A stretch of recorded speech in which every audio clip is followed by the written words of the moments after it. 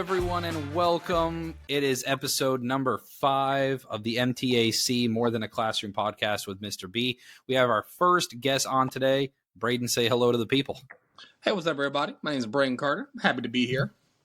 So today's episode, as you can see by the title and the description, is we're talking athletics. Now, this is something that the two of us know a lot about. I know I played football, baseball, basketball going up through school. What sports did you play growing up? Growing up, I played just about everything I could. I played football. That was the main sport. I played basketball up until my freshman year of high school. Did wrestling until my sophomore year of high school.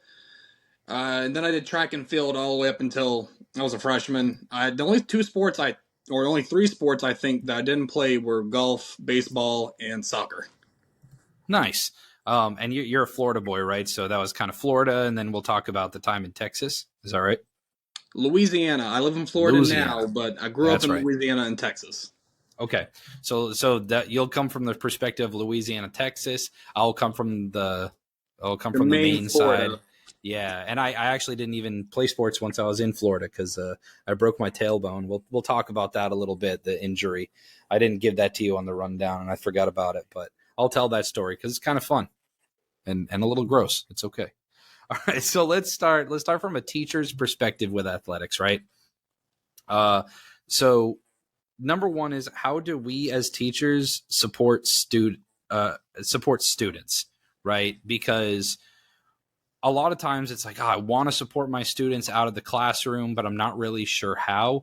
And what's funny enough about this is I think just being a presence is huge. I know that I had a student, funny enough, his name was Braden, that he played travel baseball, and he used to have his tournaments on Sunday mornings.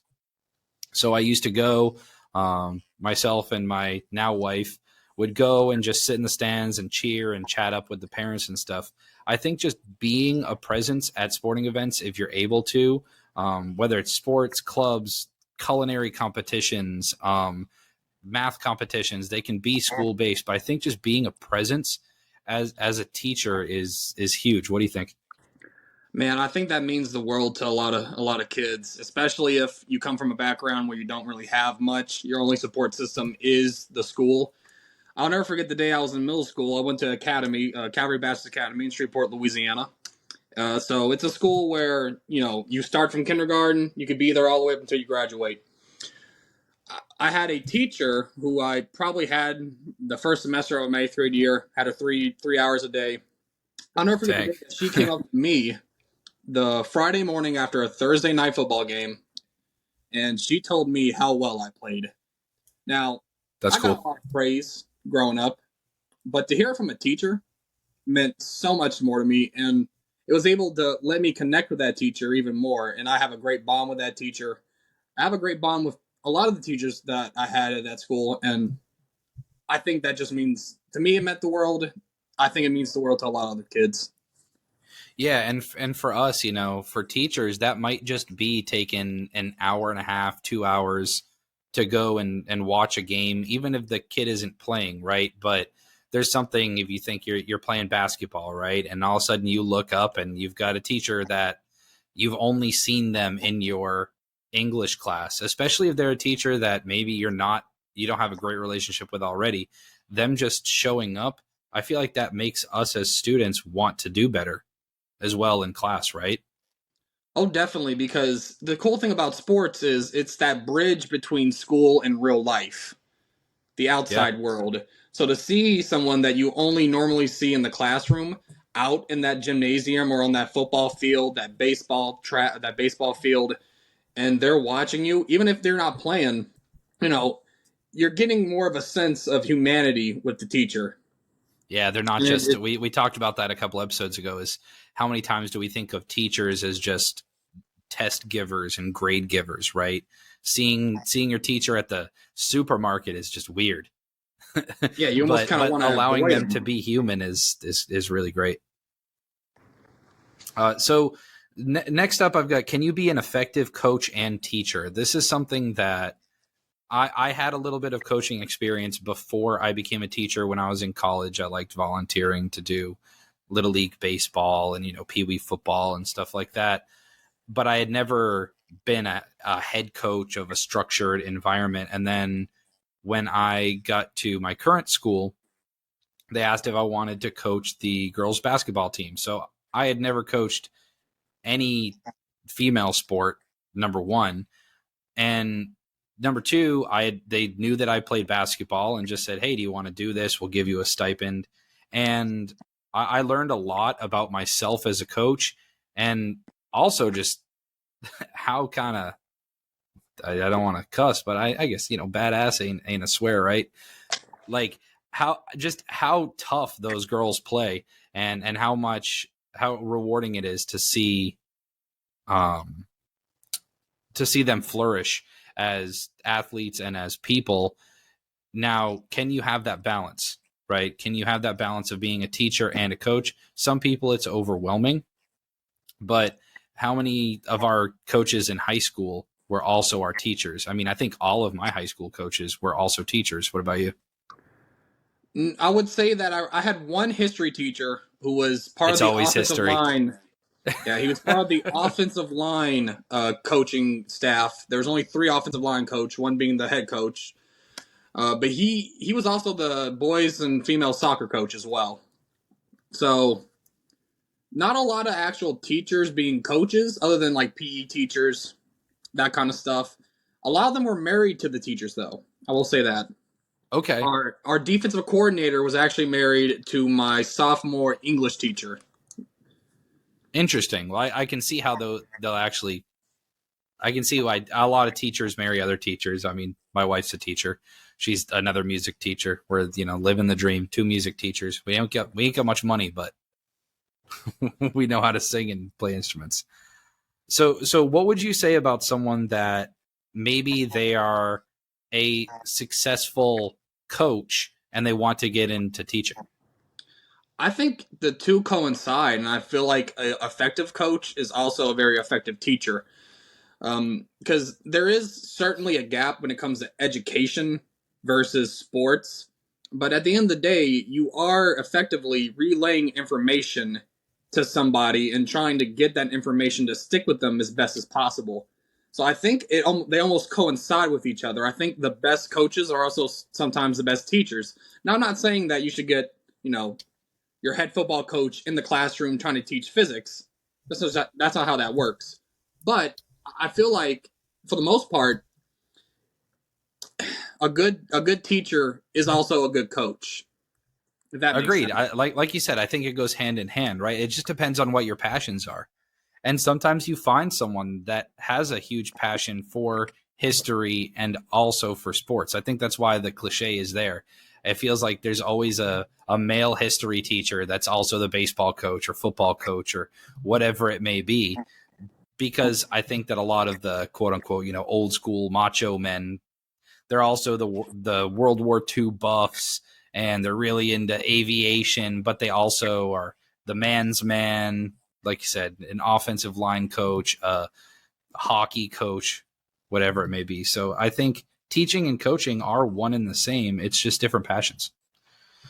So the last thing that I have for teachers, because we're going to talk a lot more this episode through the student and parent perspective, because I think it's just, we talked about it right at the top of the show. I think being a presence as a teacher is the best thing you can do for kids. Now, the negative that comes along with playing sports and having students that are going to play sports is students are going to end up inevitably missing class, right? So what do we do as teachers when students are missing our classes? They're going to be missing our classes. I know that, for example, I have a student who a couple years ago, she was a student of mine, and she was on the USA like 12 and under softball team. So all of a sudden she would tell me on a Thursday, hey, I'm going to be gone all next week. And I'm like, why? She's like, oh, I'm out to California. We're scrimming the Japan team. Like, well, number one, that's awesome. But number two, okay, you're going to be missing my class, and we're going to be missing some really important stuff, right? So what are some things that you remember, if anything, and I know that you got some experience teaching as well, when kids are going to be missing class, what kind of procedures should they be going through to make sure that they can be successful? And how can teachers make that easier on the students? I want to first off say I was very blessed with having majority of my class when I was teaching at Fort Walton Beach, that it was primarily football kids. I had one girls softball, and I think I had one girls weightlifter or power lifter on my team. I think the biggest thing is you want communication. Mm-hmm. Now, when it comes to travel leagues, AAU, all that kind of stuff, that comes more on the side of you need to get with the parents, because for the most part, you're not going to be able to find that coach. You know what I mean? It's going to be hard to find that travel AAU coach. It's going to be easier to find your kid's parent. It's true. So I would say that the best thing to do is communication is key. You want to make sure that your kids are communicating with their coaches. The coaches are also communicating with the teachers if possible, in the high school setting. And anything else, travel league, you're just going to want to make sure that you, as a parent, are relaying that information to the kid, to make sure that they're relaying that information to the teachers, just so that you can reach that ground level on, hey, you're going to miss 10 days of class because of this tournament. We need to make sure that we get you caught up by the time you come back, or get you on pace to get caught up when you do return. Yeah, agreed. I mean, the word you hit it nail on the head, right? It's communication. It's building that relationship not only with your students, but with the parents of those students, because it's hard for a kid to go up. If I'm thinking, you're an eighth grader, you're 13 years old, it's terrifying to go up to your teacher and say, hey, I'm going to miss our semester exam because I'm going to be out of town playing in a basketball tournament or at a dance competition. It's really intimidating for kids to do that. So a lot of times they just say nothing. And so having a parent that will be proactive and emailing the teacher and letting it be known to the parents and the students, I'd rather that, even though, yes, it could be inconvenient, I'd rather you tell me than just give me nothing. I think that's super important. And then just be shell-shocked when they're gone for that long. And when they come back, got to figure out what's going on. Yeah, and just being proactive, man. Just send out that email as soon as you get it. I have that conversation with kids. Oh, I'm going to be gone. It could be a vacation, right? Oh, I'm going to be on a cruise. When? Tomorrow. Well, I know you must have booked this cruise like 8 months ago. Why didn't I know about this at the beginning of the year? We could have moved our event because you're a really important member of this group. And this ties in, so we're going to jump over to some student perspective stuff. So number one, what does it mean to you to be a student athlete? What does that term mean to you? I'd have to say that being a student athlete means, again, first part, being a student, you got to keep up with your grades. Now, that can be daunting because to a lot of people, high school or school in itself doesn't seem that fun. And when stuff isn't fun, you don't really feel as motivated to do it. And out of curiosity, when you were in high school, what was your minimum GPA that you had to keep? Oh, my parents were very strict. I was in all honors. I had to coast with at least a B in every class. So I graduated high school with 3.7. Okay, so even though the school rule might have been a 2.0 or a 2.5 or 2.25, 2.25. Your parents were very like, nah, we're not going to go with the minimum. You have to see, they're taking away everything, man. Your phone, your video games, your computer. You have two brothers that are very close to you in age, right? The twins. 2 years younger. Yeah, so you had 2 years of overlap in high school too, where all three of you guys were student athletes at the same time. Were the expectations the same for all three of you? Do you feel? I think when it came to grade point average, since I was, again, in those advanced placement classes, they probably were a little bit harsher on me versus the twins because they saw that aptitude. Because my dad was pretty big on, hey, you have this big frame, but you also have a decent mind. We kind of want to get both of those going. So they kind of treated the education part a little bit harder on me than they did the twins.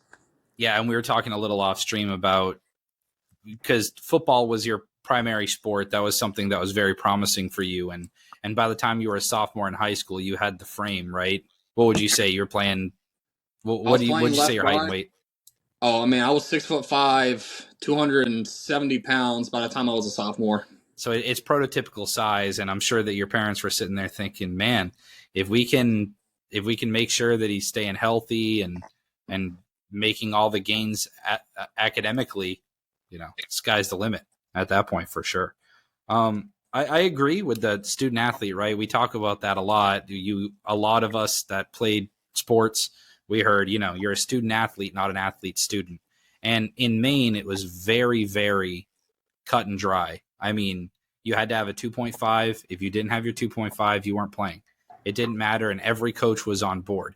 Now, the sports weren't as competitive as they are down here in Florida. But once I moved down here to Florida after I got hurt, I had a lot of friends that played in the sports because I was still friends with a bunch of those kids, and a lot of them put the athlete first. And I think you do have some coaches that are guilty of enabling, trying to ask other teachers at the school if they can get special treatment, get the grades bumped up. You got a big game coming up this Friday. We could really use them, everything like that. Did you see anything along those lines as far as special treatment at your school? Like I said, I mean, you played it in academy. Let's kind of jump forward. Let's jump forward because you have a very unique perspective, right? Where you actually, your family moved to put you in the best position possible for football specifically, right? Yes. So it's a little bit of a difficult, unique is probably the best way to explain it, because at the 5 years that I went to that school, I can only name of one person that I knew was getting special treatment, and that was because I had classes with him. That was our quarterback, Shea Patterson. Mm-hmm. I only saw him in our history class, and every other class I had with him, I never saw him a day in my life. So when it comes to special treatment, that was definitely something that happened, but it was a very unique case because at the time, Shea was this big name. He was probably the biggest thing at that school. I mean, yeah, and he ended up going to Michigan, started for 3 years, right? I mean, went to Ole Miss first. That's right. He beat out someone that we actually played our junior year in the state championship. Who they were both committed to Ole Miss, and by the time Shea went to Ole Miss, that man, his name is Jason Perlin. He had to transfer. He didn't transfer. He actually just switched positions to receiver. I did not know that because I knew Shea from Michigan, obviously, but I wasn't too into college football at the time because college football in Maine was not a huge deal because we weren't competitive in anything. I mean, the University of Maine is not going to win anything. Boston College was the closest thing we had, and they weren't exactly great. And they weren't Alabama. They're not up front in line for the BCS. Yeah, absolutely not. So, yeah, I do see kids sometimes at the middle school level. It doesn't really happen with the special treatment. But I will say some coaches might not ask for special treatment, but they also aren't the greatest sometimes with keeping up with grades. Now, it really depends on the coach. I know that there's the boys basketball coach at my school. He has been since I started there. He is always on them. If I have a boy that is playing, he comes in. They come in every single week with a behavior check and a grades check. And it's not even just GPA. If their grades just dipped a bunch, if they did really poorly, even in one class for that week, they're sitting the first half of that game, even if they have the GPA. And holding kids to those standards, I think, is important because it teaches us life skills. Yeah, and exactly. If you can't meet this standard, you can't do this. Right. And what's that saying to the teachers, right? If we're making special treatment for you on the football field, then are we just expecting that in the classroom as well? Because the answer is probably yes. If students are being taught that everything will get handed to them, they're not going to build that work ethic and learn to grind. And if they make it to that next level, if they, coming from high school to college, if they make it to that next level and they just coasted off their athletic ability, none of their actual, because being able to do your work, having good grades in school, that at least shows people that you did what you were supposed to do. and that you can at least follow direction, right? Yeah. Which shows a lot more than just being able to run the ball well, or being able to throw a ball, or strike the ball, or being a good swimmer, a good dancer. It shows that you're at least dedicated to more than just your athletic craft.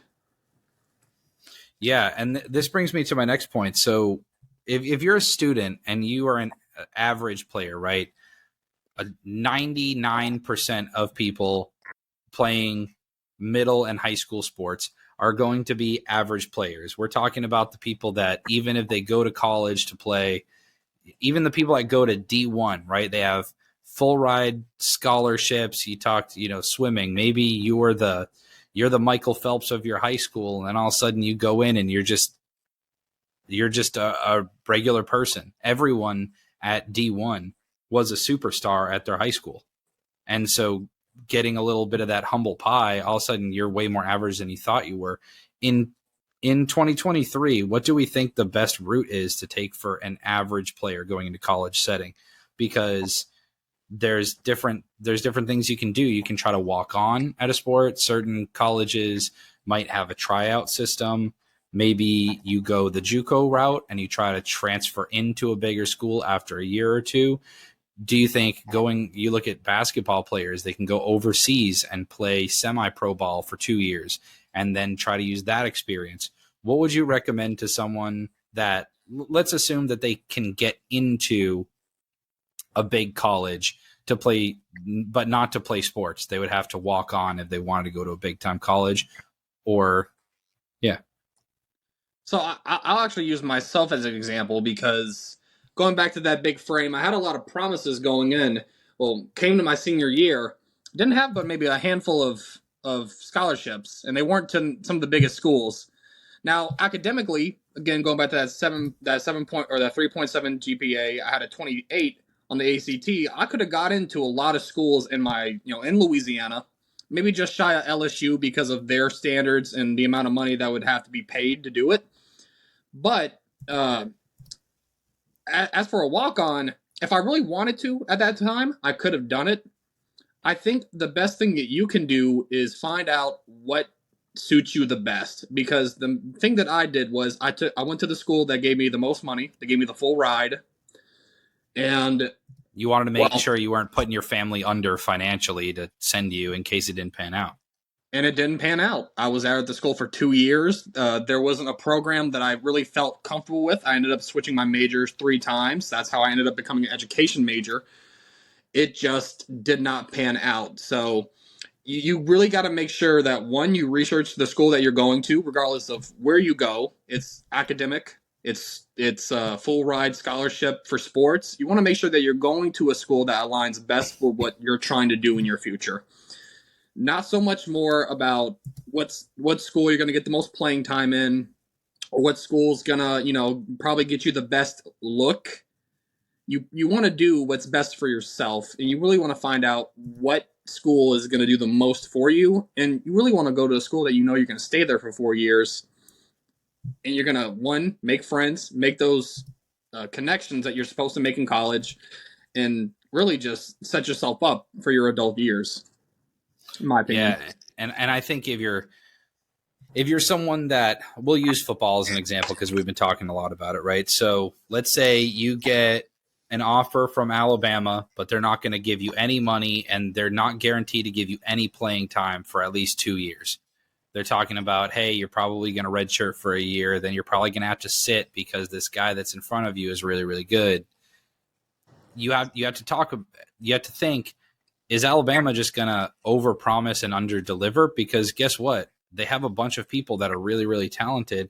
And for Alabama, it might be worth it to promise you that you're going to play after 2 years just to keep you off the roster of a school that could be someone that could play against you and end up beating you in the long run. So in my opinion, I think playing time is, you want to go somewhere that is the best possible school where you're going to play. I think playing time is the thing that you can get. Some people would argue, hey, you go to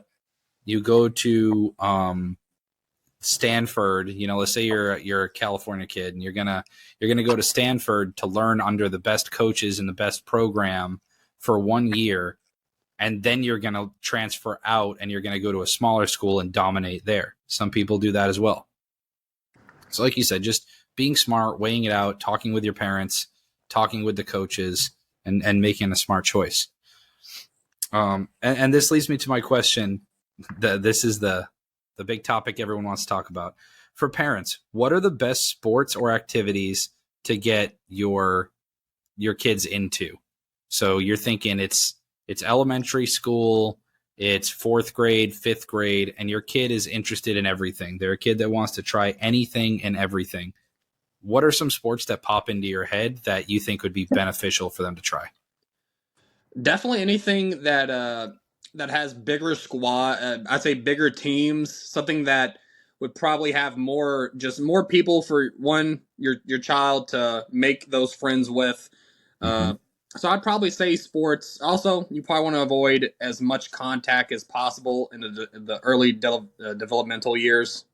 So football out of the question until like maybe a little bit higher up in age. But I'd probably say sports like baseball, maybe soccer. Wrestling is actually pretty big up north, and I grew up with wrestling. It's not that bad of a sport, and although it is full contact, I will say that it's not. It's like not that. UFC fighting. A lot of parents think that wrestling and MMA are one and the same. In wrestling, you might get unlucky and get dropped on your head once or twice. Yeah, but you're that's not a very freak accident. It's like getting hit with a baseball in baseball. Mm-hmm. Freak accident. Yep. Yeah, agreed. And what's funny about baseball is that I think you get hit more in your younger years. You know, if you're up to bat and you're getting hit by pitches, you're probably getting hit by pitches a lot more when you're younger because the pitchers are just bad. Yeah. You actually get hit less. Grace is that ball is probably at 30 miles per hour versus 90 miles per hour. Yep. And I mean, it still feels like 90 miles an hour probably when you're a little kid. Yeah. But when you're that young, you can also just shake it off too so much easier. Yeah. Kids are so resilient when they're young. Oh, agreed. Yeah, and I think we talked about it, playing multiple sports. Let your kids do everything. I think anything that they're interested in early, just let them do it. I know there's the stereotypical things a lot of people do, like soccer and karate, and then you're done. You never play sports anymore. But if they show some interest, even if it's out there, if it's something that you're not into. I mean, I play disc golf a lot on weekends. Disc golf is quickly growing. There's no downside to it. You're basically just hiking and throwing plastic in the woods. If they show an interest in tennis or golf, even if it's an individual sport, I think you made a great point about joining teams, right? I think if you have a kid that wants to get into golf or wants to get into tennis, joining a youth group and not just feeling like you have to be the personal coach for your kid is really, really important. Finding someone that knows what they're doing, and also they can be with like-minded kids, because not everyone. One of our good friends, he bowled on his high school bowling team. You don't meet a lot of kids in middle school that want to be a professional bowler, but you know where you can go to do that? The bowling alley. So joining groups. The second thing I have for parents, and we touched on it already, so we don't need to talk a ton, is just communicating. Just please be open with everybody. Be open with your kids. Be open with the coaches. Be open with the teachers. Get your coaches in contact with your teachers, and get your coaches in contact with the other coaches, because if a season bleeds over, if your team does better than they expected to do, you might run into the next season for a sport. And getting stuff, finding those conflicts early on is key. I want to touch on communication is very much key. And this is something that I want to attest to. My parents had me at 20 and 22 respectively, so they were pretty young when they had us. Yeah. So I grew up with kids as parents, and I got to see firsthand the sacrifices that my parents made for me and my brothers in order for us just to thrive as a family and do all the things that we could do. And then on top of that, to do all they did for us to make sure we excelled in those sports. You know, the private tutors, the personal coaches, keeping us out of everything. If you're a parent and you're watching this, even though me myself, I'm not a parent, what I have seen from, again, my parents growing up, because I watched my parents grow up into the parents they are today. What I would argue is don't try to be your kid's friend. I know that might suck to hear, but I have a great relationship with both my parents now, and they were my parents until I became an adult. I think that if you want to have the best relationship you can with your parents, and if you're doing sports, kind of like how we did, you're going to have to sit down one day and have a talk with your kid that you're not going to necessarily be thrilled to have. But you need to be able to do that because at the end of the day, these are kids we're talking about. You got to have Mm-hmm. that connection with them, or else, all this is for nothing. Yeah, you have to build that respect and that rapport. I love how you went right into my next point, right? So I said, as a parent, be ready to go all in. Prepare as if your child is going to be the best at their respective sport or sports. I think I look as a music example, Billie Eilish, her and her brother Phineas, when they told their parents that they wanted to do music professionally early high school, they said, okay, we're gonna put some stuff on some credit cards. We're gonna get you guys every single thing that you need to succeed. If you want to get trained in music producing, if you want to get a private voice instructor, if you want to do all these things, we're going to do it. However, you need to reciprocate that, right? Your parents said, all right, you know what, Braden, if you really want to be good at this, if football is going to be your thing, we're going to get you in contact with nutritionists and make sure you're on a good weight program and make sure that you're staying on top of your grades. And I'm sure that there were some not great conversations that you had to have along those lines. There were days as a kid where you don't understand why you have to go do this extra weight session when everyone has been telling you how good you already are. But then you look back retrospectively as an adult and you're like, you know what? I'm really glad that they were hard on me in that moment, because me as a kid, I would have just walked away. The greatest takeaway I have from my childhood is that anything that I've done is nothing worse that I've gone through growing up. So, because of sports, because of the trials and tribulations I had with not only my coaches but with my parents, I can look at a lot of the hardships that I have now as an adult and say, you know what? Growing up, this was nothing. Mm-hmm. So I'm able to push on and do what I have to do as an adult because of what I went through as a child. So, I definitely say, man, it's if you just communicate with your kids, man. Yeah, and It's the best thing you there's can no. do. I mean, kids are gonna make mistakes, right?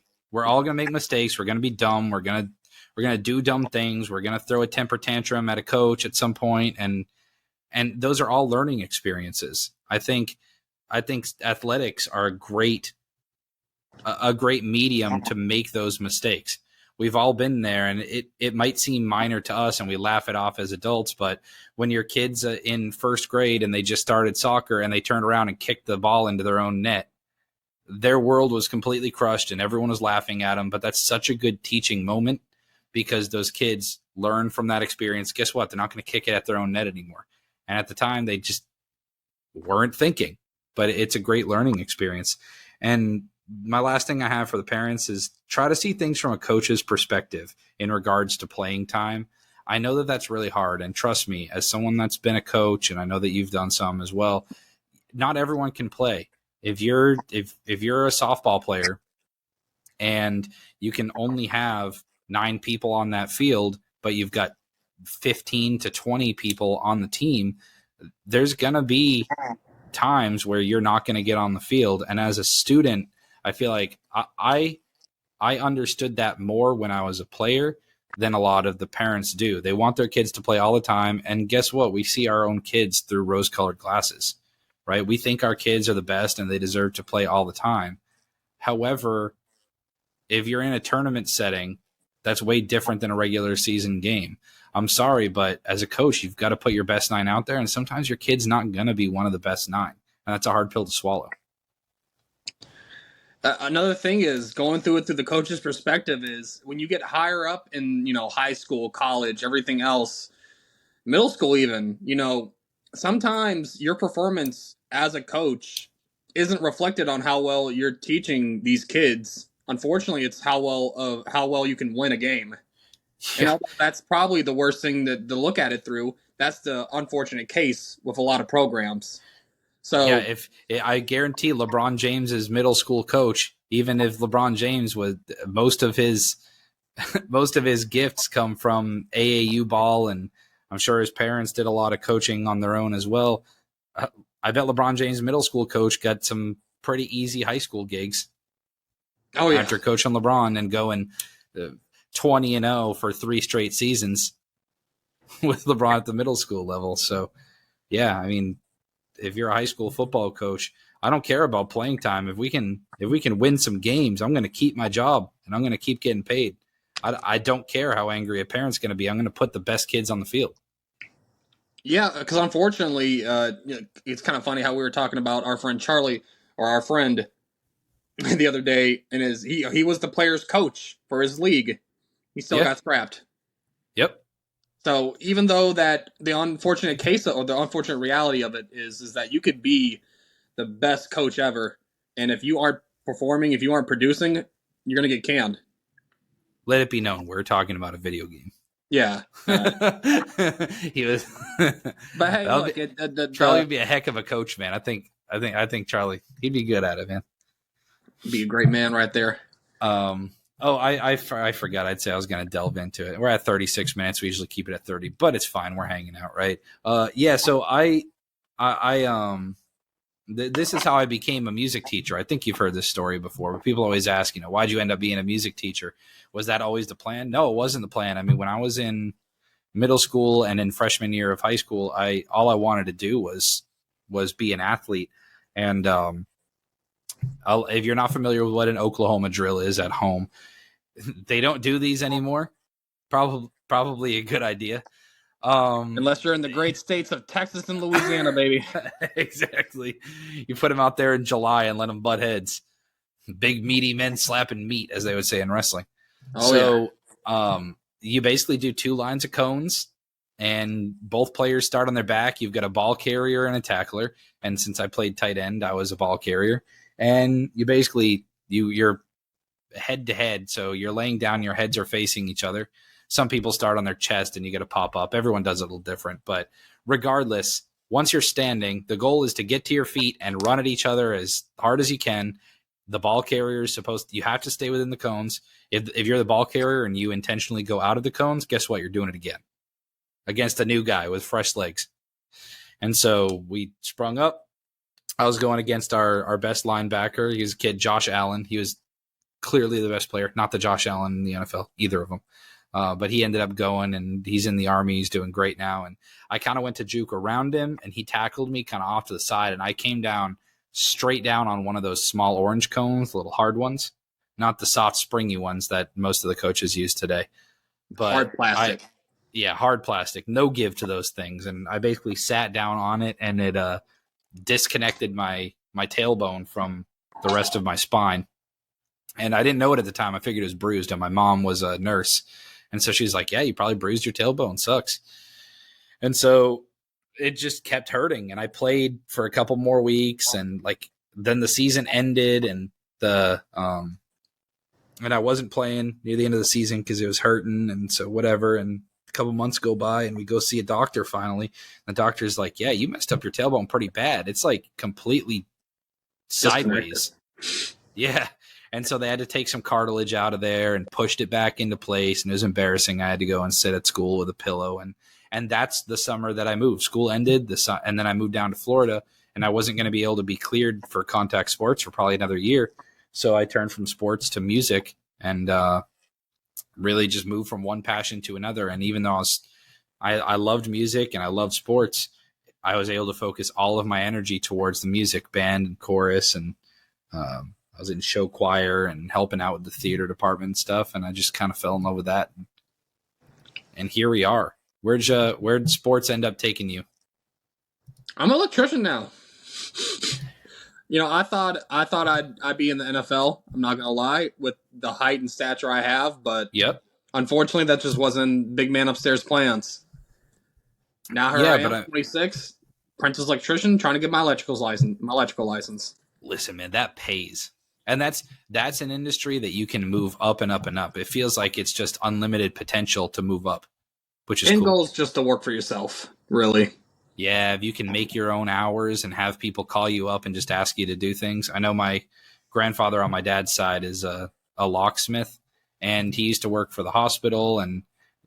But his favorite thing is just when he can go do some freelance work, and people call him up and they're locked out of stuff, and he's the best locksmith on the southern side of Maine. Sure, there's some hicks up in the north side that can break into stuff better, but he loves it, man, and he's good at his job. So there's nothing wrong with that.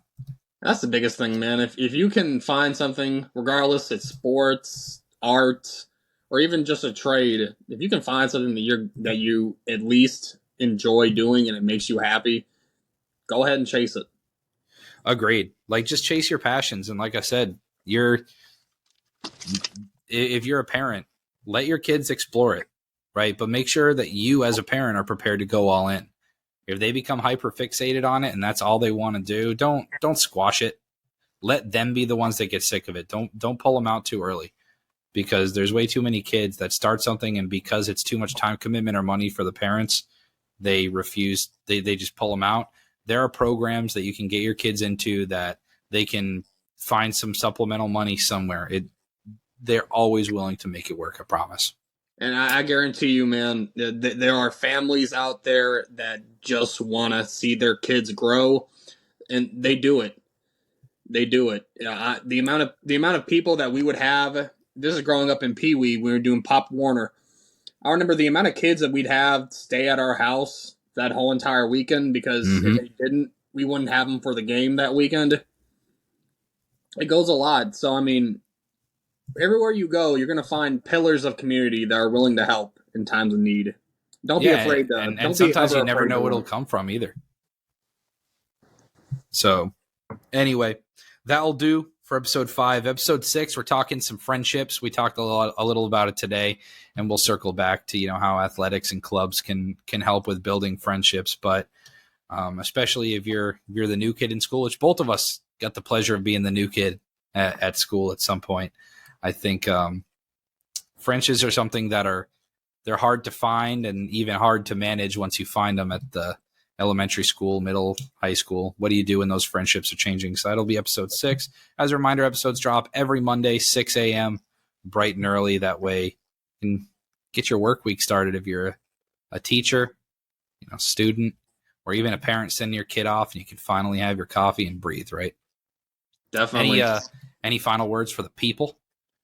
All that I have to say is that if you're listening to this, you made it this far, I just hope that you take what we say, you take our opinions, and you just dwell on them a little bit. Maybe they influence your life, maybe they don't.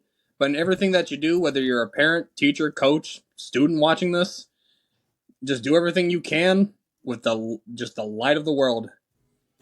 Anything that you do, try to find happiness in it. Just well said, my friend. Peace and love, everyone, and have a good one.